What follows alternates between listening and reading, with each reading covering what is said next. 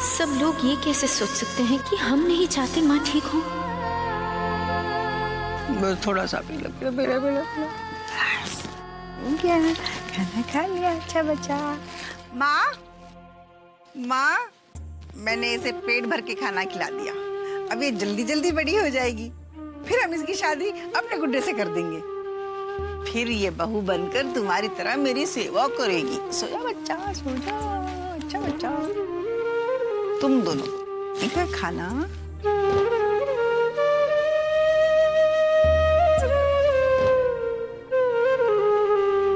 ये सिर्फ आप कहती हैं माँ,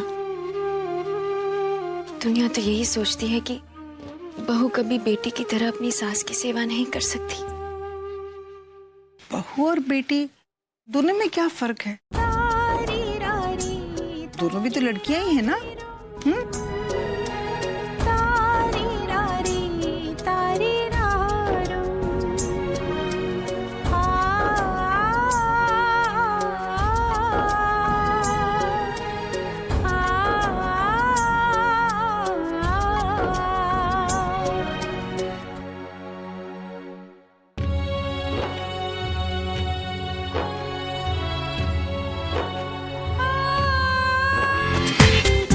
पूरा एपिसोड देखिए ZEE5 पर।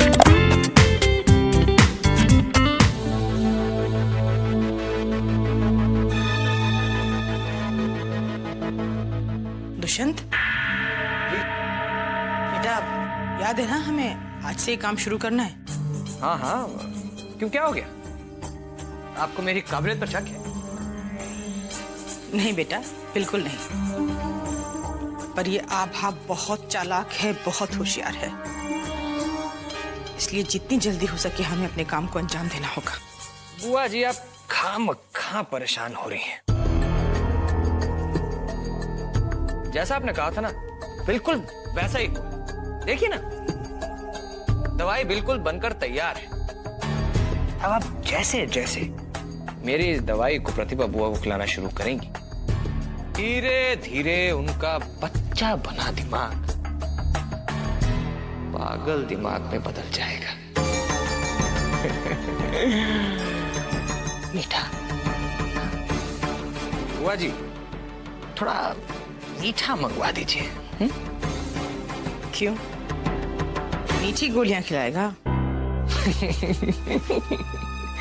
अब जैसा भी हो, आप ही से तो सीखा है ना बुआ जी।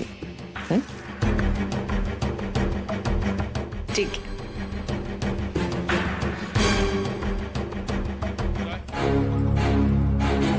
ये देखिए देखिए आभा क्या कह रही है। दुष्यंत प्रतिभा को दवाई देना चाहता था, अब यूं तो वो लेती नहीं, तो उसने मिठाई में मिलाकर उसे देने चाहा, लेकिन ये दवाई उसे नहीं देने दे रही है। प्रतिभा को ठीक नहीं होने देखी है, हम पे शक कर रही है ये।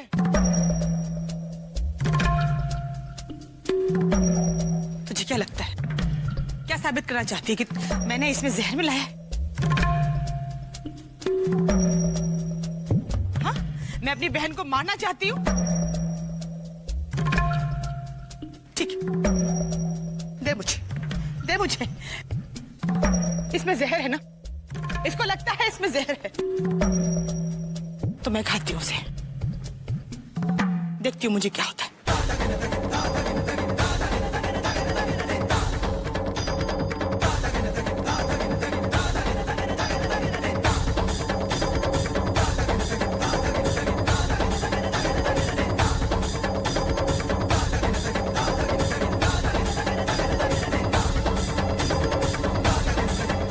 हुआ मुझे कुछ? मुझे कुछ हुआ?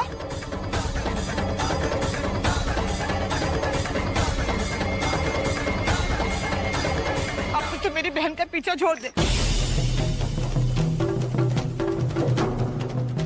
अब तो इसे बख्श दे, मैं संभालूंगी अपनी बहन को। वो असल में चाहती नहीं है कि प्रतिभा ठीक हो जाए, आखिर बहू है ना, बेटी कभी नहीं बन सकती। मासी, जब लड़की की शादी होती है तो उसकी यही इच्छा होती है कि वो ससुराल में बेटी बनकर रहे, पर उसे बेटी का दर्जा कभी नहीं मिलता। वो चाहे कितना भी प्यार जताए, कितना भी अपनापन जताए, उसे पराया ही समझा जाता है।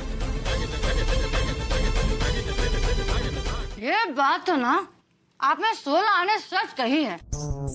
ये जो आपकी बहू है ना, शेर पे सवा शेर निकली है, कमबख्त मारी। लेकिन एक बात में ना हमको बहुत डर लग रहा है, हम बता रहे हैं।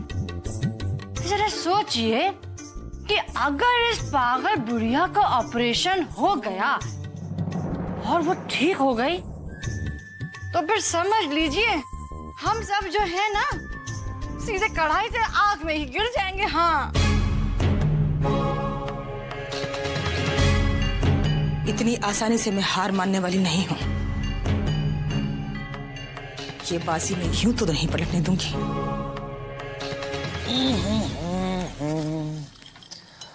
बुआ जी, हमने सुना है कि ये इकलौता ऐसा डॉक्टर है जो ऐसा ऑपरेशन कर सकता है, और सुना कि आज तक इसका कोई ऑपरेशन फेल भी नहीं हुआ है।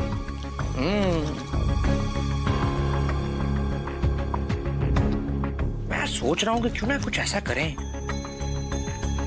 कि ये डॉक्टर ही फेल हो जाए।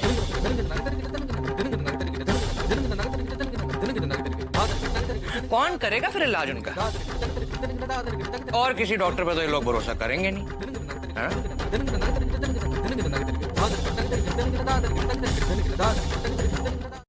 करण, हमें जल्द से जल्द डॉक्टर बत्रा से मिलकर डॉक्टर राव से ऑपरेशन की अपॉइंटमेंट लेनी चाहिए। हाँ अब अपॉइंटमेंट मैं कल ले लूंगा, लेकिन हम लोग कोई जल्दबाजी तो नहीं कर रहे ना। हम एक बार पहले माँ को खो चुके हैं, अगर फिर से कुछ हो गया। करण, तुम्हारी सोच बिल्कुल ठीक है आप, पर करण जो कह रहा है वैसा कुछ हो गया। भैया, सब ठीक हो जाएगा। अब मन बहुत घबरा रहा है। हम बहुत बड़ा रिस्क ले रहे हैं। वीर भैया, आप सब हमारी नजरिए से देखिए ना। अगर भगवान ने इतने सालों बाद माँ को हमसे वापस मिलवाया है, तो माँ को क्यों छीनेंगे हमसे? हमें तो भगवान का धन्यवाद करना चाहिए और माँ की लंबी उम्र के लिए प्रार्थना करनी चाहिए।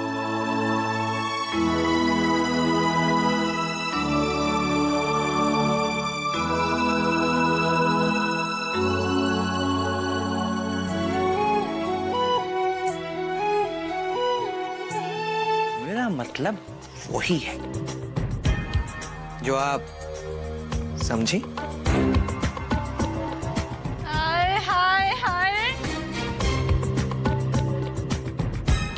नजर ना लगे मेरे डॉक्टर साहब को, क्या बुद्धि पाई है। आखिर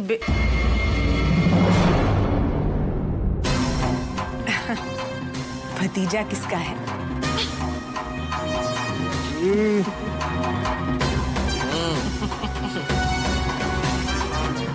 अब एक एक करके हम सबका काम तमाम कर देंगे और फिर इस स्वर्ण भवन पर हम तीनों का राज होगा। उस ठाकुर ने मुझसे मेरी खुशी और तेरा भविष्य छीना था। इस स्वर्ण भवन को हासिल करके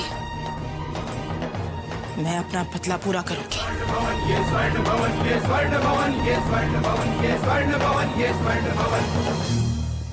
भगवान करे कि हर बहू को ना बस आप जैसी मिले। हाँ,